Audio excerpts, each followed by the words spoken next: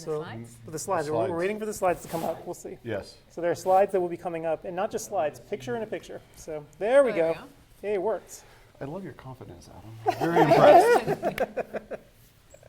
I'm always amazed when any technology works properly, and I probably shouldn't be, but You make us feel good. Okay, so let me advance. So yes, you advance with the right. Okay. So I will do it for you. So with that said, so let's get the party started, I guess. So tonight we're really happy here to have Christina Schneider, the Global Professional Affairs Director at J&J Vision Care, and Shane Kanar he was a participant in the clinical study for the ACUVUE VITA lens. And so we have two sides of the coin here, I guess. And they're going to walk you through, everything that you need to know about the product. And hopefully what we're going to do is have some pretty engaging Q&A at the end, because there are a lot of questions about the lens. Everyone's really curious about it. So I guess I'll shut up now, and Chris, take it away. Well, I'm really excited to be here, and it's fun to experiment with new technology, so kudos to Adam for pulling all this together. It's pretty cool. And also really a pleasure to work with Dr. Kanar, who I think is one of the best communicators that I've ever met. So thanks, Thank Shane. you. I appreciate that very much. Yeah. It's very exciting to be here with you. So we're gonna introduce you to our new product, ACUVUE VITA, and I'm really pleased that Shane is here because he's actually had real experience with it. I'm obviously with the company, but also very excited about the opportunity. It's a new space for us, so we'll give you a little bit of an overview of some of the technology and some of the reasons behind, because I think that's been some of the questions that people have had. Okay. So we start out with the philosophy of eye-inspired design, and I've been with J&J now for almost 18 years, but was actually involved with the company since before ACUVUE was even marketed. And I can honestly say that eye-inspired has really been a part of everything that we've developed. And what that means is that we look at what I call the magic of the eye and say, how does the eye do things, and how can we do that in our lenses? So that was our inspiration for actually product development. And then more recently, we have the advantage of having exposure to lots and lots of consumers, your patients. So we've started putting some of that science together with some of the social science around people and understanding what it is that people want and what makes them make product decisions. Obviously, comfort, vision, and health is at the center of everything all of us do. But at Vision Care, we wanted to really look at, is there a way that we can organize our portfolio and develop new products so that we have a range of products that meet a variety of people's needs? And as we know, people, not everyone drives the same car, not everyone buys the same brand of personal grooming products or toothpaste. So there's everyday life examples of how you take a lifestyle, a personality, a physiological situation, and you match that to products.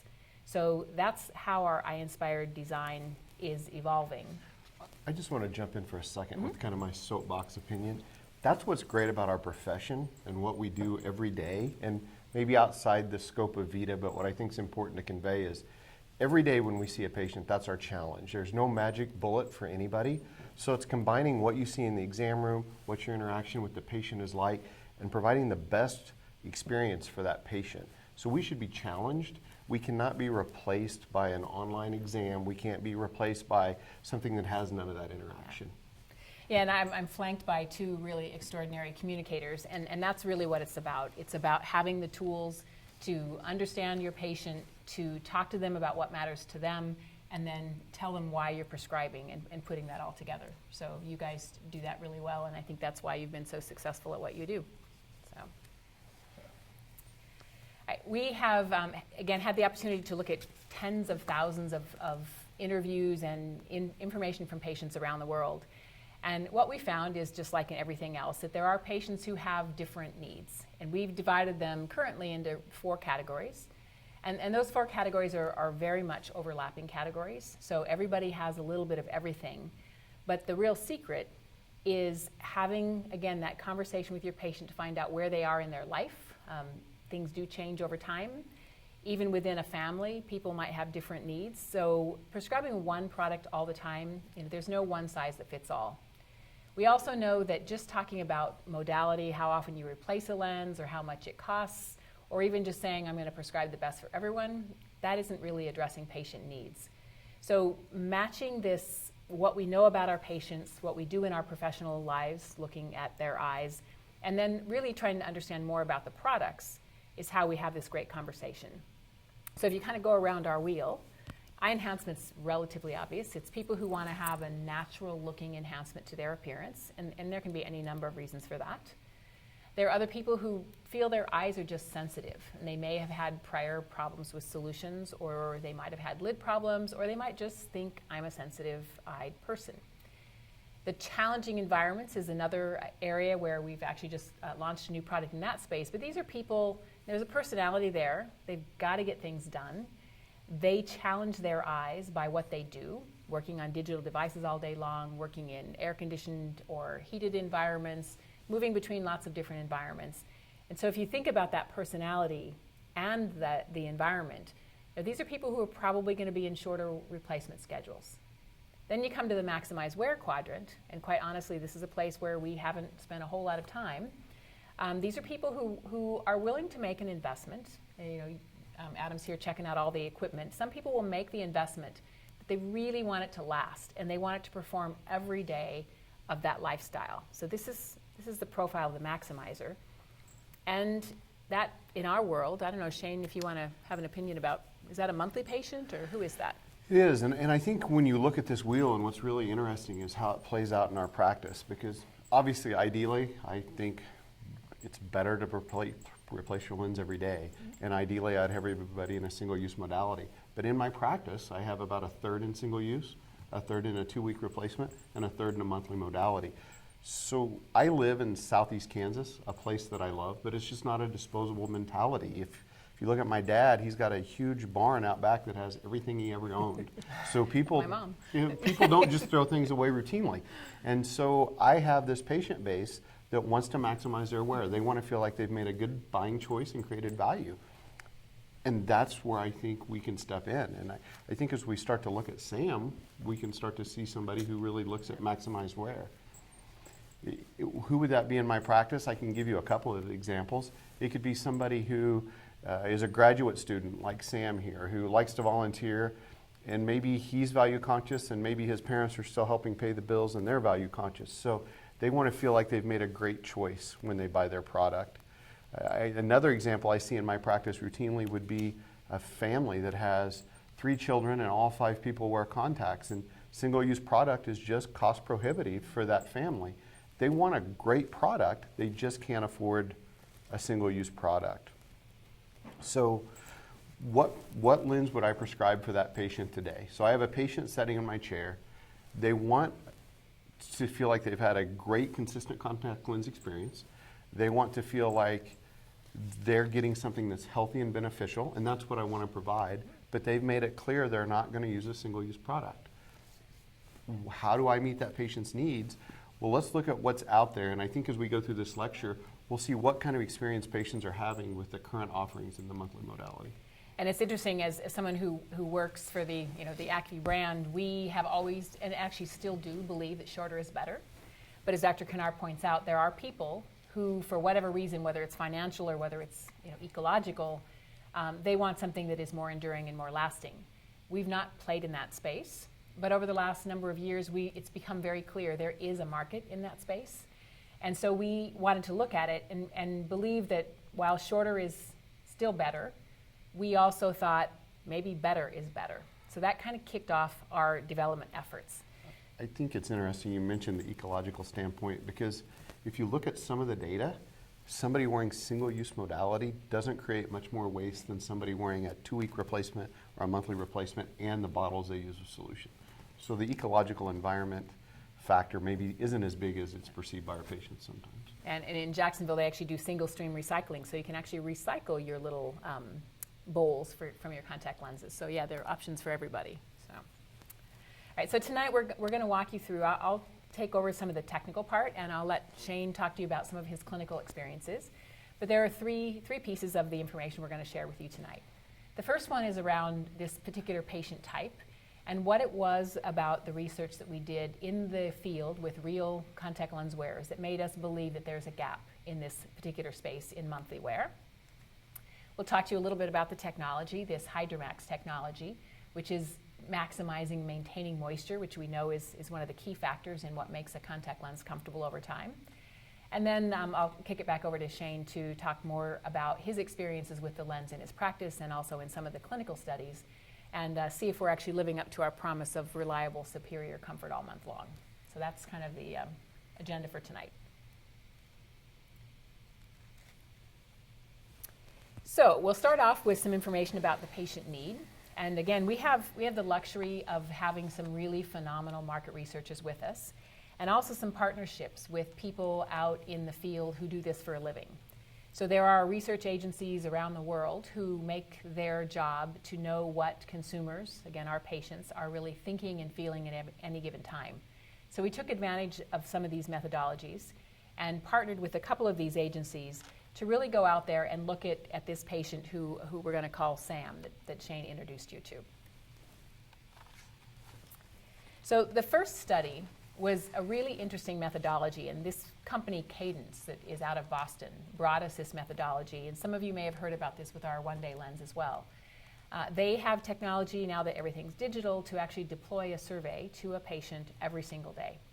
And what they did is at the end of the day, so the graph that we're going to be looking at, it has this question that was asked is comfort at the end of the day. And these people who were enrolled in this study answered the question actually at the end of the day, every day. So this is real finger on the pulse data. What we see is the scale on the left, the vertical scale, is going to be the percentage of people who are reporting top two box. So these are people who are saying my comfort at the end of the day is excellent or very good. And then what we're looking at across the bottom of the graph is the days of the month. And the other interesting thing about this study is that everybody started on day one. So they had to take a photograph of their box of lenses. They had to take a photograph of the new lens that they took out of the box. So we knew that everybody's day one was actually day one. So this isn't kind of floating in sometime during the month and saying, how are you doing with whatever lens you're wearing? So interesting methodology. And just to kind of reinforce what you mentioned, this wasn't done to show how VITA works. This was ACUVUE reaching out and saying, what gaps do we have in the market? What do we need to design a lens that addresses? So this is the underlying principle that everything else grew out of. Yep.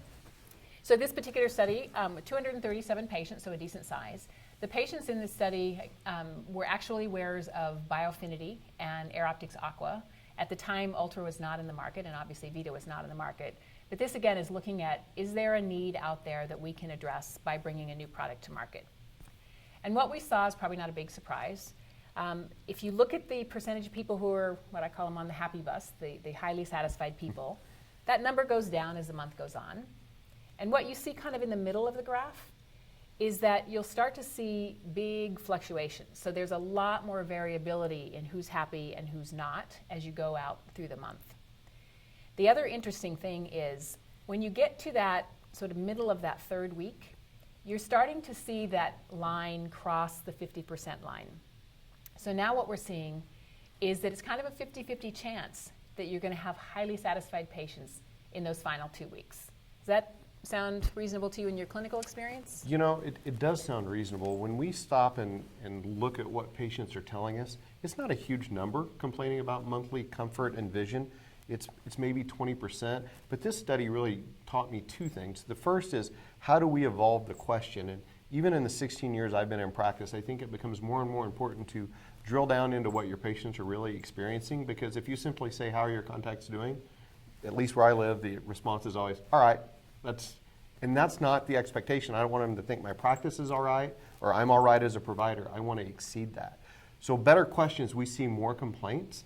And I think the other thing that's really interesting as we look at this graph, I would say I'm not alone. Most of us, when we put a patient in a new product, do a follow-up in 7 to 10 days. Mm-hmm. Look at that graph. We're still in that kind of sweet spot. We need to have a touch point, whether it be a clinic visit, a call from your office, something to see how our monthly patients are doing at day 28, day 26. I think that's data we haven't been gathering, so we've had kind of a skewed perception of what's going on. And I think that's one of the innovative things about this study is that we really do know that, on day, it's like 17, that 50% of people are still really happy, and 50% of people are not so happy at that point. There was another question in the study too that happiness and satisfaction, if you ask them comfort at the end of the day, that's a very specific thing, and they're actually evaluating at the end of the day. But there was another question about, are you actually satisfied? And that takes into lots of things, what else they're having to do to maintain that comfort. And what we found is in that 4th week that more than 50% of people reported being dissatisfied at some point in that 4th week. So Shane, to your point, we're probably not talking to them then. So, what are the questions that we really need to be asking and when? And then, our scientists are saying, well, so it's going down, what's happening? So we went back and looked at some of the literature, and what we find is some people much smarter than I am have been looking at this issue, and consensus from the Tear Film and Ocular Surface Society is that it's probably something to do with lens hydration. So that started the scientific exploration about what do we really need to do to fix the problem. So another part of the study was a little bit different, and this was done over 3 different countries. So if you guys are good with flags, you'll see US, UK, and Germany. In just a few seconds, you will. Yes, there's a little lag here in our maps. So it'll be that now you know the answer, so you don't have to study up on your flags. So this was a different study in that this market research agency, and this is a company from Canada called Leger, they enrolled patients in this study who were wearing monthly lenses, and again, these were Biofinity and our Air Optics Aqua wearers. And they were given an extensive interview. So these people could have been wearing lenses for any time during the month, so they could be new wearers or old wearers. But there were 758 of them, so a bigger sample now, and spread across these 3 countries.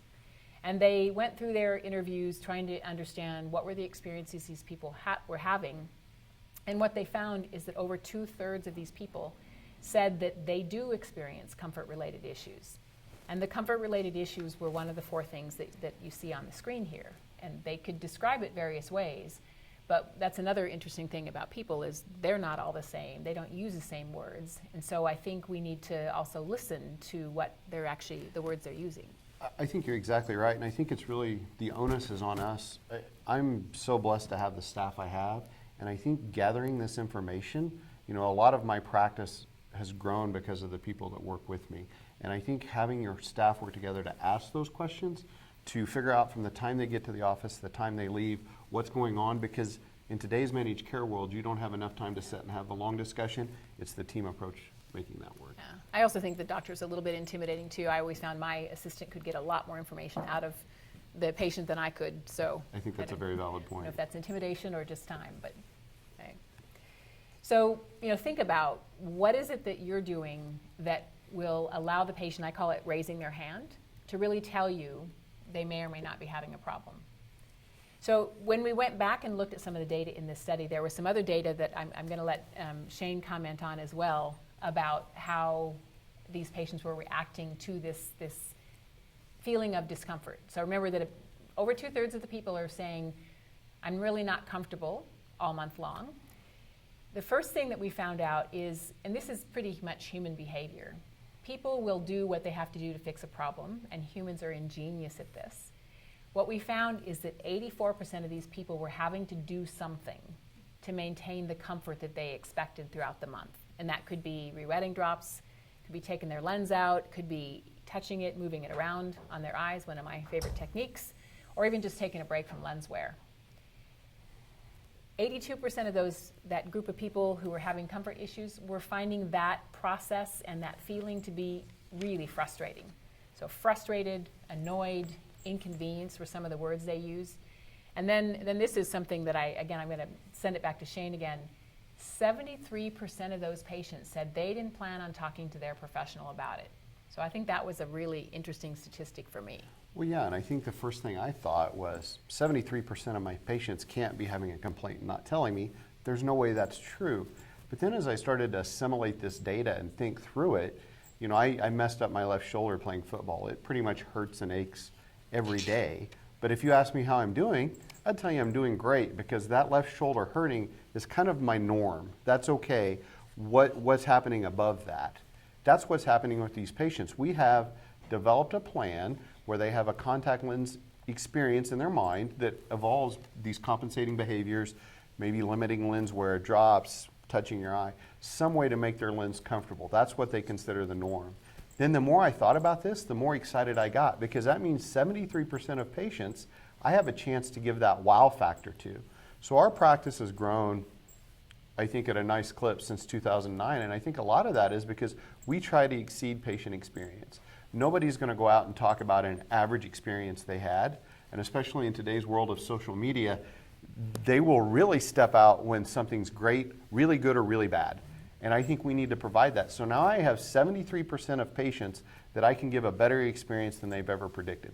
That's going to result in referrals for me. That's going to result in continued practice growth. And that's kind of the modality we followed since our practice opened. And lo and behold, with more marketing research, it's too bad my family's not watching because they would never agree, but I was Maybe right. they are. We do see that patients that have better comfort, an experience that's better than they expected, tend to recommend their practitioner more. They tend to be more positive about the opinion of their practitioner and more likely to return to that practice. And then the last one kind of surprised me, but I think it's very true. They're more likely to purchase their products from the practice where they're at. So one great tool we have to keep those things happening in-house. I also think it's important to focus on the be more likely to return to your practice. You know, everybody gets provider manuals today, and as they set and open those, if your patients have had an average experience and they're out to dinner with their friends and their best friends saying, gosh, these contacts are the best things I've ever had, as they open their provider manual, they're going to look and say, gosh, I remember that name. My best friend went there, and their experience has been so great. Now, do you want to be the patient that's providing the average experience, or do you want to be the one everybody's talking about, creating word-of-mouth referrals and name recognition? And I also think it's interesting that, you know, the same things that you talk about in your practice that you strive for in terms of creating a growing practice, you know, were validated in this study. So we really have sort of two independent sources to say that if you do offer these people a better experience, that, you know, it's going to be a benefit to your practice. So it's absolutely worth having the conversation. Marketing's so important, and I think how you position your practice is important. But we see time after time, word of mouth is the best thing that can happen. In our office, when we first opened, we had yellow pages as how we referred to our office. Yellow pages was the first box. So we had like 60% from yellow pages. Then as we changed the boxes, we realized it's always the top box that's checked. It's really word of mouth that drives patients to your office the most routinely. Which is why Adam does his man on the street interviews at Division Expo, so that everyone has the voice of the customer. So, all right, so let's dive a little bit into some of the technology that was brought to us by some of the amazing people that I work with in our research and development group. So we've been making silicone hydrogel lenses for now probably about 15 years, even though they've been marketed a little over 10. So we've learned an awful lot about how to do this. So we went back to the drawing board. We started with this insight about, yes, patients are having these experiences throughout the month. We found that there's a group of very intelligent people who've been looking at the research to say, you know, hydration's got to be something to do with it. So we went back to our formulation, and we happen to use in our main formulations 2 different types of silicons. So we have one that is more hydrophilic that we call hydrated, and one that is more hydrophobic, and that also means it's lipophilic. So we started playing a little bit with the balance of those. And what we found is if we want to increase the hydration, we actually have to change the balance of these 2 silicons. So what we had to do to increase the PVP, and we'll come back to that in a second, but PVP is our moisture-loving ingredient. In order to get more moisture into the lens, we had to actually tweak the balance. So we ended up putting a little bit more of the hydrated silicone in and a little bit less of the hydrophobic or lipophilic silicone. And what that allowed us to do is to put 30% more of PVP, which is our moisture ingredient, into the lens. And what that meant is that we had to have a new lens material. So this new lens material is called Senofilcon C. It was given the name by the U.S. Adopted Names Council, USAN, and they look at the tweaks in chemistry and decide whether this is indeed a new material or not. And then we had to go through the process of FDA approval, doing our clinical study, and registering it with bodies around the world. So first step is this maximize hydration. How do we get the maximum amount of our hydrating agent into the lens? And then the second issue, how do you keep it there? So PVP is what I call part of the magic of our lens. And you know, lots of people use PVP. It's found in food, it's found in shampoo and all kinds of cosmetics, lots of ophthalmic products, because it's a very powerful moisture holder. It's hydrophilic, and it actually really holds on to moisture without pulling it from surrounding tissues. But one of the other interesting things about it is it has domains that are both hydrophilic and hydrophobic, which makes it a really perfect ingredient to put in these silicon formulations, especially when you have two types of silicon like we do. So this amphiphilic nature of PVP, this ability to get along with both lipids and water-like ingredients, really helps it distribute throughout the lens. And we also realized that it was helping us in that eye-inspired design area as well. Because our silicons are both hydrophilic and hydrophobic, our PVP is hydrophilic and hydrophobic, what it does is it really interacts very, very happily with the natural tear film. Because you think about the tear film, we've got hydrophilic, hydrophobic ingredients. And our PVP is really quite unique in that we looked at these eye-inspired properties that we wanted. And our scientists built this long-chain PVP molecule. It's a long-chain pure PVP, and it's very specifically formulated to give us these properties, mucin-like properties, that we designed into these lenses. So it's quite different from what other manufacturers do, and I think about it like a pearl necklace. If I wanted to have the perfect pearl necklace on today, it would be, I'd pick the size of my pearls, I'd pick the quality of the pearls, and then I'd string them all up so that they would be just perfect. That's how we make our PVP. If I was another manufacturer, I might just throw all those pearls in a bin, and I might have some other things in there, maybe some rubies or some other jade, and I would hope that the pearls would string themselves. Well, it turns out they don't actually. So yes, lots of people use PVP. We believe that our long chain pure homophilic, or homopolymer, all the same polymer, is part of what makes our lens magic. So the theory there is now we are able to interact with elements of the tear film, including tear lipids, and that tear lipids, because they have such an important place in the tear film for evaporation, that maybe that will help us with this maintain moisture maintain hydration all month long. So what do you think, Shane? A reasonable proposition? I think it really is working the way we want it to. And I think sometimes we lose sight as we're talking about this situation, and we say we're going to add more stuff to a contact. We just picture it happening. There's a lot of R&D that was spent trying to get the lens properties adjusted and the desired effect. And when we look at some of the clinical trial data, I think what will become apparent, ACUVUE could have entered the monthly realm much earlier with a Me Too lens. Hey, we want to be in this category as well. And they elected not to, because traditionally they've said we're going to enter a marketplace when we have a superior product and a superior patient outcome. And that's really what came about with Synthelicon C. So, the concept of integrating with lipids was a new one for us, and it's probably a new one for you. So just take you back to the tear film for a minute, and we have this really regular array of lots and lots of different type of lipids at the top.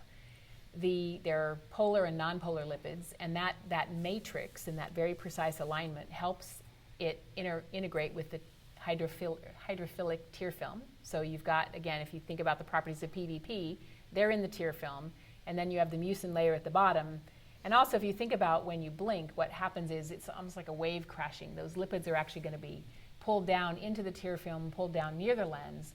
And what we found is because PVP has this ability to get along with both water and lipids, that we were actually able to pull lipids into the lens.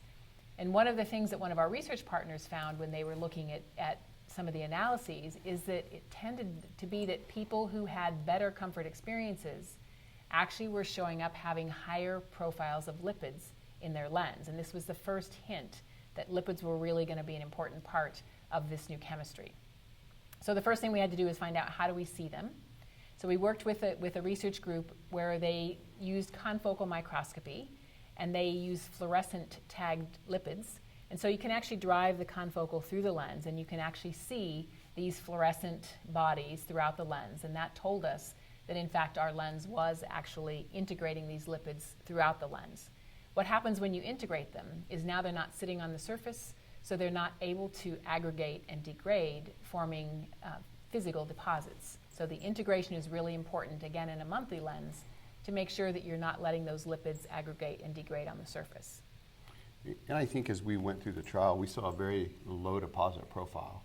We were masked, so we didn't know what lens we were looking at, but we could definitely see one that had less deposits developing. And I think the lipid integration is such a huge part of the puzzle when we look at it, because we know in the tear film that lipids prevent dehydration and they help provide a stable tear film. So we can make that next leap and assume that if those lipids are kept in their natural state, not aggregated, and integrated into the matrix of the lens, we're going to see those same two properties occur. So as you mentioned earlier, a lot of the symptoms that were arising at the end of monthly wear, some very bright people have decided are related to dehydration. And so now if we have a way to prevent dehydration and keep a stable environment, I think we've really changed the game with contacts. Yeah, so it's funny, having been in the industry for these years, the things that we learn and kind of when you have to turn what you believed upside down to realize that, again, if you look back at the natural eye and the natural tear film, they figured it out. So it's how do we do that in the contact lens? So, we established that we had these lipids, and then we wanted to look at other chemistry. So we already established that the lenses that we were looking at that were out there already were not delivering on this comfort all month long. If you look at the different chemistries, this little illustration here on the screen shows you some of the differences that we saw in doing both this qualitative look at these fluorescent tag lipids and also some quantitative analysis. So starting on the far left, the little pink lines are the top and the bottom of an Air Optics Aqua lens, and those represent a plasma coating. Now, plasma coating is there to keep lipids out. And in fact, it does a very good job of that. A few of them wander through there, and because there's silicon inside, they will actually disperse themselves evenly. But a very low amount of lipid actually gets into the Air Optics Aqua lens. If you look at Biofinity and Ultra, you see a significantly larger amount of lipids, and again, this is an illustration of relative lipid uptake. But because, again, if you think of that string of pearls analogy, because they do PVP differently than us, they have a lower density of lipids, still an even distribution.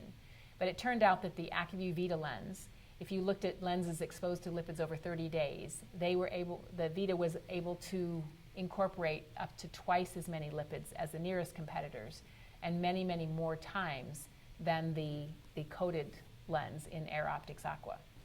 So that's kind of step one. Are the lipids there? Yes. Are they there in larger quantities? Yes. And so we'll move on next to the evaporation testing. Any comments? No, I think that you've really told the story well of how lipids have changed the game, and maybe we've been missing the boat for a while on how important those lipids were to our natural tear film. Because I know I got out of school a long time before he did, but I was taught that lipids were bad, that they were deposits, and now we know that's probably not the whole truth. So, all right, so step two in our process is, okay, lipids in the tear film are good because they actually offer this resistance to dehydration. They actually structure the tear film. So what are the lipids doing in our lens, and would we be able to see that in dehydration? Well, the first thing is going back to that TFOS report, the Tear Film and Ocular Surface Society, and they're saying, we're missing something about dehydration. So how we used to do it, and how some other manufacturers still do it, is you take a lens, you dry it up in a little oven, or you can leave it sitting on the shelf, and then you weigh it. So that tells us whether it's lost moisture. It doesn't really tell you much about what really happens on the eye.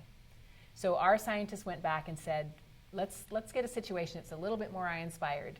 So they created a device where there's a little tube of saline behind the lens, and then the lens is mounted in front of this tube of saline, and then it's exposed to air on the front surface. We kept the temperature at body temperature, and we changed the humidity layers from relative humidity levels, from 80% down to 0 in stepwise fashion, and measured the evaporation rates. So what you see with contact lenses is that the evaporation through the lens across different contact lenses is actually fairly similar, but the ability to hold it at the surface is really quite different. So this apparatus actually gave us a way to look at what might be happening on the eye. I just love this experiment because it really has created a more natural and real environment and a way to measure. And really, ACUVUE in the last couple of years has come out with, I'm kind of a research geek that way. I like seeing the new technologies. And if you look at Oasis one day, how they measured lid friction and interaction and how that relates to tired eyes, or in this case, the dehydration, which is more realistic, throwing your lens on a table and seeing what happens, or actually creating an environment. It's really exciting where we're moving. Well, and it's like, because, aside from a few of those college parties that we don't want to talk about, most of us don't really take our contact lenses out, sit them on the counter, and then try to put them back on the next day. So when you think about it, that wasn't ever a great method, but it was all we had back in the day. So, all right, so let's have a look at some of the data. We were able to take these lenses, and I'm just going to orient you to this graph now. I think you can all see it now. Evaporation, we want less. So the arrow on the left is telling us that lower is better. So the y-axis is the evaporation rate. And if you look across the x-axis, we're going to show you the different materials and how they performed. So these data are actually from lenses that were harvested after a study. So the patients actually wore them for daily wear every day for 30 days, and then the lenses were retrieved and measured. So these are real patients, real lenses that were worn. What we see is that ACUVUE VITA had a much lower rate of evaporation compared to the other 3 lenses when you looked at them at the end of this month. So if you look at Ultra, Biofinity, and Air Optics Aqua, they are significantly higher statistically, and it turns out that ACUVUE VITA had a rate of evaporation through the lens about 33% lower than the other 3 lenses tested. So now we're at the second stage of our hypothesis. So we had, sorry. Oh, I just always like to point out as you look at this graph, and I know you did, but lower is better because we're talking about lower dehydration rates. So that's a much better thing. Yeah, thanks, because it's lots of graphs, and the R bars is always bigger is something, yes. So that's a great point to remember. In this case, smaller bars are better. So we've said we found that we have lipids in our lens, that they're evenly distributed, and they're in higher quantities than in the other lenses we tested. Our theory was, if that was true, that our dehydration rates would be less, and we've now shown that that's also true. So the real test now is, does that show up in the clinical performance? So since I'm a researcher and an educator and a corporate person, I'm actually going to turn this over to someone who actually knows the real answer to this, and I'm going to let Shane present the clinical data that was the clinical studies that he participated in, and also give his feedback about how he thinks his patients are doing. So when we start to look at this study, and we're going to focus on the specific study that had 533 subjects. It was a 4-arm parallel group. It was a double-blind study, so we didn't know what contacts the patients were wearing. We actually like to say double mask. Double mask, yes, that's a good point. Never use the word blind. So it was compared to, you had VITA, then you had Ultra, Biofinity, and Air Optics Aqua, or Air Optics. So these patients, the ratings were checked at insertion, week 1, week 2, and week 3, and week 4. As we started to see the outcomes, I think it was really tremendous to us. Now realize, again, we were masked, we didn't know what the patients were wearing, but as this month evolved, we could really see some patients were having a better experience than others. And not only better, a more consistent experience. So let's look at month-long comfort in these lenses. If we look at week 1, we can see VITA was higher than its competitors by a fairly large number in its patient ratings. We can also see as we move across the graph, that stayed consistent. So all lenses changed a little bit, but at week 4, VITA still had higher patient ratings than its competitors. Now what I think is most impressive, and I'm the last person you would ever see do a mic drop, a gray-haired middle-aged man in a sports coat, but when I think of this data, it's almost like a mic drop. I want to just walk off and say, look at this. Because week 4, the competitors using their week 1 data still could not beat the week 4 patient ratings in ACUVUE VITA. That's just kind of says it all right there, doesn't it? And I've been doing research for a long time, and it's really hard to get these results in even a contralateral study where you really accentuate differences. So in a parallel group study, to have that many more patients giving those really high ratings is something I honestly haven't seen. And Christy Canavan, who did a lot of these clinicals, said she hasn't seen this in her years of research either. So from a research perspective, we were pretty impressed. I was glad to hear that you could actually see that in some of the patients that you saw in your study, even though you really didn't know what they were wearing at the time. Anytime you're doing a study, you're asking patients, how are you doing? What kind of experiences are you having? And across the board, there was one category of patients that just performed on a more consistent and did not see that drop off. We did not hear complaints towards the end of the month about compensating behaviors, and it was great to see that evolve. Now I think the next part of the puzzle that we need to look at is quality of vision. So as your slide comes up, you can see that ACUVUE VITA also performed with higher patient ratings and quality of vision. Now this was across the board at all the data points checked. This graph simply shows you the top 2 boxes. So when we do a study, there's really 5 boxes that patients can check. These are top 2 box performances that are outlined in this graph for you. So this clinical trial was really when I had my first experience with VITA, and I think what really says a lot for the lens, anytime we do a study, you know, we finish up and the patients will say, gosh, I want this product, and we're in the unique position of saying, I'm sorry, you can't have it yet. It's not on the market. In this particular case, as we let patients know as it come to the market, they were actively wanting to come back in and buy it. So even though you had a lag time, even though they had been out of the study for a while, the performance was high enough that patients can remember and wanted to seek out this product. So I think that comes back to what we were saying about driving referrals. And we're seeing the same thing happen in our practice today as patients are wearing this lens and we're exposing patients to it as it's come to the marketplace. They're telling family members and they're having such a higher, consistent contact lens experience, people are coming to our office asking for it, which I think says tremendous volumes about this contact in itself. Yeah, so the goal of ours was this reliable, superior comfort all month long. So am I hearing you say that you think we got there? Oh, I think it was definitely a home run. I think we're consistently seeing that data over and over from our patients and getting that feedback.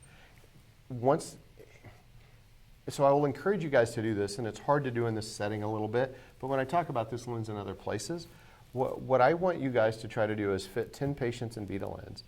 Don't change your clinical approach. If you see patients back at 7 to 10 days, that's great, I understand, but have a touch point. These 10 patients, have somebody in your office or you reach out and talk to them. I think you'll be amazed if you talk to them in that 3rd and 4th week how much better experience they're having. So in order for you to be able to gain what you're giving your patients, you need to talk to them at the right time. And that's just your first 10, but I really encourage you to do that. And I think the lens will really speak for itself. Well, that kind of brings us back to what we said at the beginning, is the conversation is really important. Understanding the need, so making sure that they are a person who really values monthly, because as we said before, there are patients who really would do better in a shorter wear schedule, and you know, VITA may not be the lens for them, ACUVUE VITA, for my trademark person. But conversation's really important. And you know, I gave you a lot of technical data, and there's a couple more pieces up here. Do patients need to hear about lipid integration? Maybe not, but I think for me as a scientist, it's really helpful to understand a little bit about why we're doing that. But having a reason to say, this is what I know about you, your life, your environment, your eyes, and this is why I prescribe this lens. Anything in this presentation that will help you do that, I think will make a better conversation. And the more times you can check in and the more pointed you can make the questions, the more you're going to learn about the opportunity to offer upgrades like this to your patient. Well, and I think it's important too. A person I consider very wise told me recently, if you tell a patient that something is going to happen and it happens, then you're a genius. If you don't tell a patient something is going to happen and it happens, then it's your fault. Mm-hmm. And I think as you fit this lens, it's very important to tell patients how you're going to be addressing their needs and concerns and what kind of outcome you expect, so the patient knows why you're making the change and understands what kind of benefits they're going to receive from this lens. Spell it out for them. Take that time to educate. I think you'll be amazed how it impacts your practice. Well, and you know, there are some things that are very specific to ACUVUE VITA, and there are some other things in our lenses that belong to the whole ACUVUE brand portfolio. So a couple of things that we think relate to the comfort of our lenses. The Infinity Edge is actually our name for our very thin taper in the edge. And what that does is it creates a really nice wrap around the conjunctiva, creates very low interaction with the eyelid. So that's something that you get in every ACUVUE brand lens. And then one of my personal passions, and I hope that, and I think Sean has something to say too about why he does or does not talk about UV. You know, UV blocking is a really important added benefit that I think is one of those things that you can tell your patient. It turns out that the other monthly lenses on the market don't offer UV blocking. So now you're able to say that I have heard you say that maybe you're having to do these extra things to get through your month.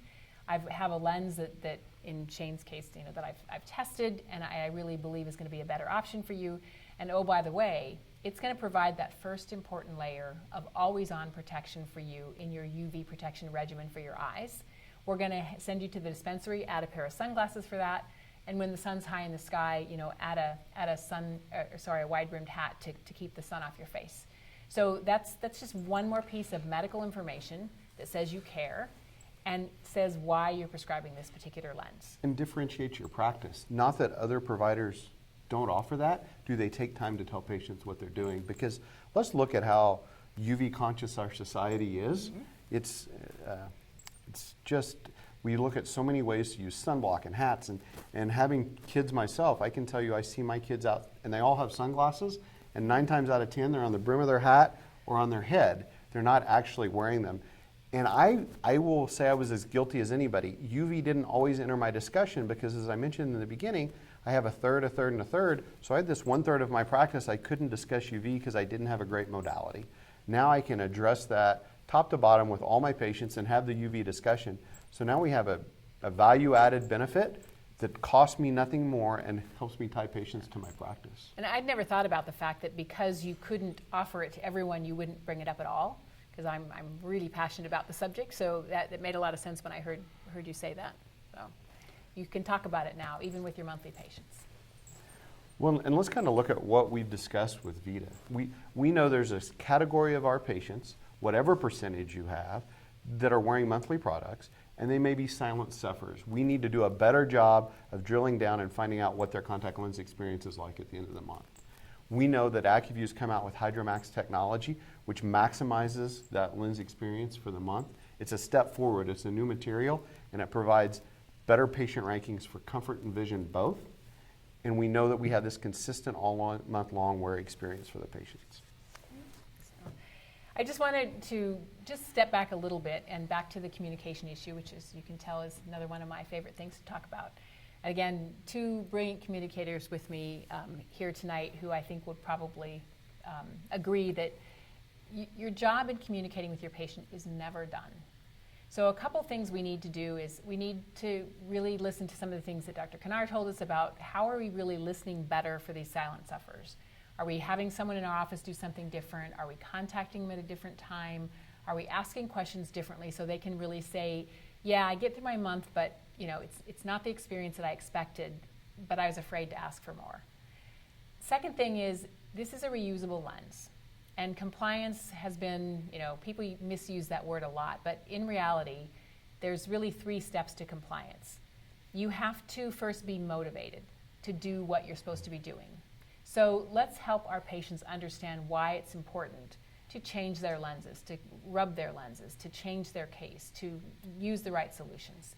So, and in their language, we don't talk the same language as our patients. So motivation, do they understand why? Second thing, ability. Do they know how? Because it's motivation plus ability that actually makes somebody do something right and over time.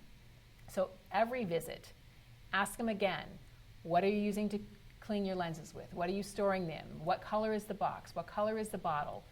And remember that solution manufacturers change their solutions probably more often than we change our lenses. So even though we've tested our lens with all the solutions that were available at the time and it did great, solutions are changing and we are seeing some different responses with different solutions. So even if your patient thinks they bought solution X last time, solution X might now be solution X plus something. So what I have them do, I love cell phones because they can take a picture of what I prescribe and they can go to the store and they really need to find exactly that thing. I don't like people to buy generic or store brand solutions because I don't know what formulation they're buying. So pay particular attention to solutions with a reusable lens. And remember that the case also needs to be replaced. So I also ask staff to put a reminder, whatever the day of the month that you pick, just put a reminder in their cell phone to say today's the day to replace your lens, and then a year from now, it's time to call us for your next year's appointment. If you can get that motivation plus ability going and reinforced, people will keep doing the habit, which will then be a good habit. So compliance is a journey. It never ends. And when your children stop looking both ways before they cross the street, you don't stop telling them because, oh, well, I've told them before. You keep telling them. That's our job. I think what you said is so important there about every visit, because we will see patients I've seen for 7 or 8 years, and we always talk about why you change your lens and how you change and clean your lens. And the next year we'll have that discussion and they'll look at me and say, oh, I didn't know that. And I think, oh, wow, I'm not that important. I thought you hung on every word I said. So every visit we need to just reinforce over and over when to change, how to clean, and how to care for your lenses, and why. Patients really want to hang their hat on the why. Because it matters to us. They got a lot of other things to do in their day, so not as important to them. We know we're the stewards of their eye health, and so it is important. So the parameters for ACUVUE VITA are up on the screen. So again, it's the 2 base curve system that you've come to expect from the ACUVUE brand. Everything else I think you need to know up there. It is launched with a full range of parameters. So we have from +8 to -12. And I think we probably have some questions coming in. So yes, let me actually pull them up here. So the convenient phone. So well, thanks. So this was really great. And let me see. Okay. Landscape or portrait? All right. Yeah. Big decisions.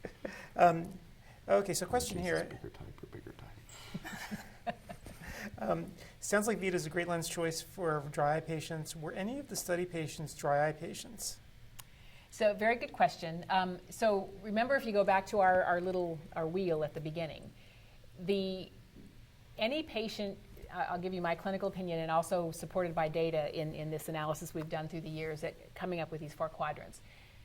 The people with challenged eyes, challenged environments, or challenging personalities, to be frank, my bias, shorter is better. And so we still make ACUVUE Oasis for 2 week, which is a great lens and has really shown itself to be extremely useful, pardon me, and beneficial and valued by patients who have struggled with other lenses in terms of dryness. Obviously, if they have a frank dry eye, Oasis does have a therapeutic indication, but in general, I'm going to say that a monthly lens is probably not the best choice for a patient with dry eyes. And we do have other products, ACUVUE Oasis 2 week and ACUVUE Oasis 1 day, that we think are better options for that. So Shane, I don't know what your thoughts are. Well, 2 things from a clinical standpoint. First, yes, I think definitely in dry eye patients, shorter is better. For our more moderate cases, Oasis 1 day, I think, has been a home run for dry eye patients. The other thing I'll say, and I see as I talk to different practitioners, patients with dry eye, for whatever reason, they keep switching contacts from A to B to C. The first answer is treat their dry eye. Your experienced clinicians treat the underlying cause and then consider the more frequent is better approach. And again, our lenses are for healthy eyes who have symptoms of dryness. So we do not have indications for these lenses for therapeutic uses other than, again, for ACUVUE Oasis has a therapeutic use. So just to keep the indication straight. Nice and clear. Got it. Okay, question here. On the subject of converting patients, any tips on convincing patients to change their lenses as directed when they have not experienced any problems with, for instance, wearing a lens continuously for 5 to 6 weeks? So I always approach it this way with patients, and I can't say it works 100%, but I say, I understand you've got away with that. A lot of times that's our 20-year-old patient. You're doing that now because you have this robust tear film and a cornea that's young and healthy. But what I know is you're going to want to wear your contacts in your 40s, 50s, and 60s, and you're limiting that. So you need to make decisions now that allow us to keep you in contacts as long as you want to wear them. And that resonates with a lot of people because in their 20s, they don't want to lose their contact lens. The other thing I think to remember, and I am the world's worst abuser of many systems, and it's, people are not lazy, they're not stupid, and they're not cheap. That is not why they don't comply. The biggest reason for people not doing what we tell them to do is they just forget. So I have cats. My cats like drinking out of a fountain. They don't like drinking out of still water, so I have a little kitty fountain. And you're supposed to change the little charcoal filter once a month. And time goes by, and when it runs dry, I know it's out of water, but I don't remember when I changed the filter. So I did 2 things. One of them, I have a reminder literally in my phone that says change cat filter. And I signed up for automatic replenish on Amazon. So every 3 months, I get 3 new filters. And so now my phone tells me to change it, and I always have a spare supply. So that pantry load effect, when people have lenses, they use them. So think about prescribing 6-month or 12-month supplies, and most of the manufacturers, I know we are very good at incenting you to do that. Lenses on hand, help them remember. And then I think the invincible teenager, I think that I call it the bank account. You've got money in the bank, you can spend it all now, or you can save it for later. I like that analogy. Well, and I think it's really interesting too, and what we've seen increase compliance as much as anything in our office was inventorying product, because now we hand them their annual supply. We've really seen annual supplies go up, and we see patients come back quicker because that pantry effect's there. It's not an effort. Here's your year's supply, change it when you need to. So I think while it's over here, as you inventory lenses, you'll see compliance increase. Yeah, the last lens is always the worst lens. The last box is the worst box, so make sure they never have a last lens and a last box. Great. So, Chris, I guess I'm going to direct one towards you. I can't let you escape from here without asking the big question that's on everyone's minds, right? So, a monthly lens from J&J. What's up? You say a fresher lens is a better lens, and how does this sort of play into that? So, all of us internally were the biggest skeptics of all. So, and I can tell you that the conversation raged for years about this. A couple of things really happened. One of them, and I think some of it was probably associated with the economic downturn. There was a time in the late 2000s where all of us were much more concerned about the economy, about spending our patients' money, and I think there was a natural reevaluation of how much things cost. So to me, that's when you actually see monthly really taking off at that time. A couple of lenses that used to be 2 weeks were relabeled as monthly, repackaged and repriced. So there was a real economic reason for it. But the other thing is, when we started doing this consumer research, there really is this maximizer personality. And go through your friends and your family, and maybe not hoarders, but there are people. There are certain things in my life that I lived in Japan. They serve everything. They put these pretty little tin boxes. It's like I can't throw it away because it seems like it's still useful. So there are personalities that really want to maximize their investment. They'll invest, but they want to make sure it lasts. So between the consumer research, between actually seeing the market grow, and you told us, some of you told us yes, and some of you told us no.